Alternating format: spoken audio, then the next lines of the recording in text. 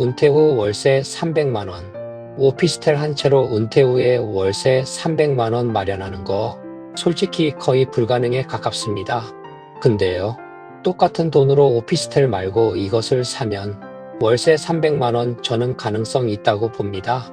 저는 현직 재개발 추진위원장이면서 대학교에서 부동산학을 가르치는 교수입니다. 책이 아니라 현장 먼지 맞으면서 배운 얘기를 오늘 풀어드릴게요. 지금부터 나오는 얘기가 여러분 은퇴 생활의 월급 통장을 바꿀 수 있습니다. 끝까지 보시면 그래서 오피스텔이 아니라 그걸 사라고 했구나. 딱 이해되실 거예요. 자, 먼저 현실부터 보죠. 우리 주변에 이런 말 많죠. 오피스텔 하나 사서 노후에 월세 받으면 되지. 듣기만 하면 너무 좋습니다. 근데 숫자 넣어보면 얘기가 달라져요. 예를 들어볼게요. 요즘 수도권 괜찮다 싶은 오피스텔 한 채. 매매가 3억이라 치겠습니다. 전세 놓으면 2억 2천, 반전세나 월세로 돌리면 보증금 1억에 월세 60만 원 정도 나오는 수준입니다. 관리비도 만만치 않고요. 여기서 세금, 공실, 수리비 빼면 실제로 손에 남는 월세는 뚝 떨어집니다. 여러분 은퇴해서 월 300만 원은 받아야 그래 이제 좀 숨 쉬고 산다 싶은 수준이잖아요. 그럼 오피스텔로는 어떻게 해야 되죠? 비슷한 거 3채, 4채는 있어야 합니다. 대출 끼고 보유세 내고 공실 버티고 현실적으로 쉽지 않죠. 여기서 질문 한번 드릴게요. 여러분은 어떻게 생각하세요? 오피스텔 여러 채가 내 노후를 지켜줄 수 있다고 보시나요? 생각을 댓글로 남겨주세요. 여러분 의견도 궁금합니다. 자, 결론만 말씀드리면 이겁니다. 오피스텔은 현금 흐름과 세금과 공실 리스크를 합치면 은퇴 후 월세 300만 원 만들기란 현실적으로 힘듭니다. 그래서 오늘은 제가 현장에서 실제로 쓰는 다른 카드를 보여드릴 겁니다. 바로 재개발 예정지의 소형 빌라 다세대입니다. 여기서 중요한 포인트 2가지. 첫 번째, 지금은 싸게 살 수 있다. 두 번째, 나중에 새 아파트로 갈아탈 수 있다. 낡은 빌라 다세대. 겉으로 보면 진짜 별로죠. 계단도 어둡고 외벽도 낡았고 주차도 힘들고 그래서 많은 분들이 그냥 스킵합니다. 에이, 나는 깔끔한 오피스텔이 좋지. 근데 저는 어떻게 보냐면요. 저 낡은 집이 나중에 새 아파트로 태어날 씨앗이다. 이렇게 봅니다. 제가 추진위원장으로 있는 구역만 해도 옛날에 빌라 한 채 값이 2억이 안 됐던 곳이 있어요. 지금은 재개발이 진행되면서 분양권 가치까지 합치면 그때랑은 게임이 달라졌죠. 여기에 월세 구조를 얻는 겁니다. 예를 들어 소형 빌라 한 채를 2억 5천에 샀다고 할게요. 내부를 살짝 손봐서 투룸으로 만들고 월세 70에서 90만 원 정도 받는 구조로 세팅합니다. 지역마다 다르지만 개념만 보시는 거예요. 이런 걸 두세 채 재개발 가능성이 있는 자리 위주로 쌓아두면 지금은 월세가 들어오고 나중엔 재개발로 몸값이 바뀌고 이 2가지를 한 번에 가져갈 수 있는 거죠. 여러분 여기까지 들으시면서 어떤가요? 솔직한 느낌 댓글로 남겨주세요. 에이, 그래도 난 오피스텔이 좋다라고 말씀하셔도 좋고 재개발도 괜찮겠는데 하셔도 좋습니다. 이 채널은 다른 생각도 존중하는 채널입니다. 이제 핵심으로 들어가 볼게요. 교수님, 그럼 도대체 어떻게 해야 월세 300만 원이 나옵니까? 아주 심플하게 100만 원 곱하기 3개로 생각해 보겠습니다. 한 채에서 100만 원, 세 채에서 300만 원. 물론 정확히 딱 100이 아닐 수도 있습니다. 어디는 80이 나올 수도 있고 어디는 110 나올 수도 있고요. 그래도 계획은 100 기준으로 잡는 겁니다. 첫 번째 단계, 현재 자산 점검. 지금 가진 돈과 전세 보증금, 대출 가능 여력을 확인합니다. 이미 집이 있다면 그 집을 지키면서 투자할지 아니면 더 작은 집으로 이사할지 이걸 먼저 진단해야 합니다. 두 번째 단계, 타깃 수익 정하기. 나는 은퇴 후 월세 300만 원이 목표라면 그렇다면 100만 원짜리 3개를 만들 계획을 세웁니다. 시간은 10년에서 15년을 보고 가는 게 현실적이고요. 과거 저를 따라 투자했던 저의 주변 분들이 투자한 지 1년에서 3년 내에 포기하고 팔고 나오는 모습을 자주 목격했습니다. 부동산은 주식이 아닙니다. 부동산은 남들이 흔히 말하는 것처럼 그렇게 호락호락하지 않습니다. 부동산은 주식 투자와는 다르게 한번 사면 최소한 10년 이상 들고 가야 돈이 됩니다. 이 점 꼭 명심하시기 바랍니다. 세 번째 단계, 매입 전략. 재개발 가능성이 있는 구역의 구축 빌라, 다세대 위주로. 지나치게 오래된 구조가 너무 안 좋은 곳은 피하고 원룸보다는 투룸 이상 구조가 나오는 곳 위주로 봅니다. 여기서 저에게 많이 묻는 질문이 있는데요. 교수님, 그럼 어디가 투자하기 좋은 재개발 구역일까요? 정답은 지도에 먼저 빨간 선을 그어 보시기를 권합니다. 도시계획 및 정비계획, 역세권, 학교, 상권. 이 네 가지가 어느 정도 겹치는 곳이 좋고요. 그리고 노후도라고 해서 집들이 낡아 있는 구역? 이런 곳들이 재개발 투자 후보지입니다.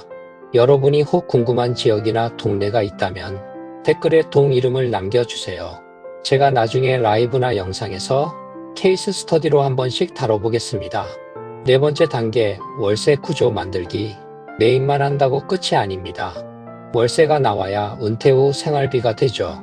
내부를 깔끔하게 손보고 가성비 좋은 가전 조금 넣어주고 깔끔한 세입자를 받을 수 있게 세팅합니다. 요즘은 원룸보다 투룸을 찾는 수요가 많아요.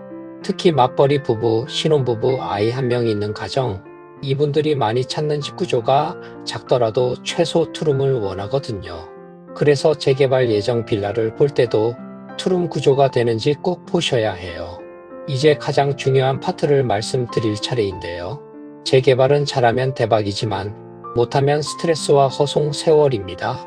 그래서 재개발 투자 성공 체크리스트를 알려드립니다. 이거 캡처해 두셔도 좋습니다. 첫째, 정비구역 지정 여부. 이미 구역으로 지정됐는지 아니면 추진 단계인지 확인하세요. 당연히 이미 구역으로 지정된 곳을 선택하세요. 둘째, 추진위원회와 조합 진행 상황 체크. 추진위가 제대로 굴러가는지, 정비계획안이 나와 있는지, 주민설명회가 개최되고 있는지 확인하세요. 셋째, 노후도와 동네 분위기. 집들이 정말 낡았는지, 동네 주민들이 우리도 재개발해야지 이런 분위기인지 체크해 보세요. 넷째, 역세권, 학세권, 생활 인프라. 역까지 거리, 그리고 주변에 학교, 대형마트, 병원 등이 있는지 체크하세요. 새 아파트가 들어왔을 때 사람들이 아파트를 사야 할 이유가 있는 곳인지 체크하세요. 다섯째, 세입자 비율. 소유주의 실거주 비율이 너무 낮으면, 즉 실거주가 적고 세입자만 너무 많으면 보상 문제로 복잡해질 수 있어요.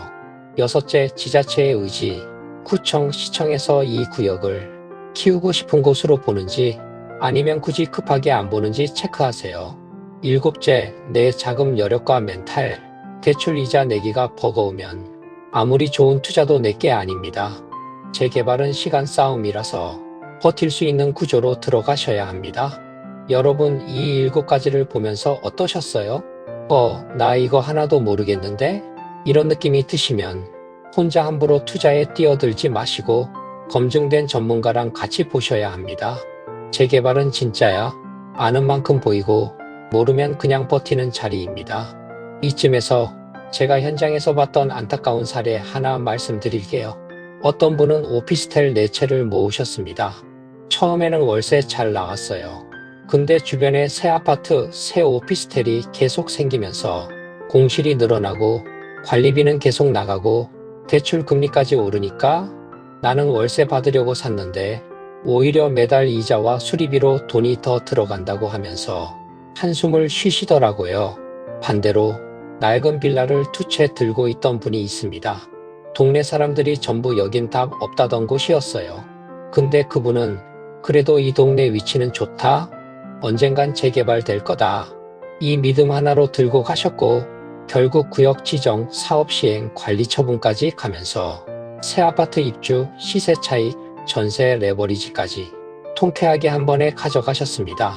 여기서 포인트는요. 오피스텔이 나쁘다, 재개발이 무조건 좋다. 이게 아닙니다.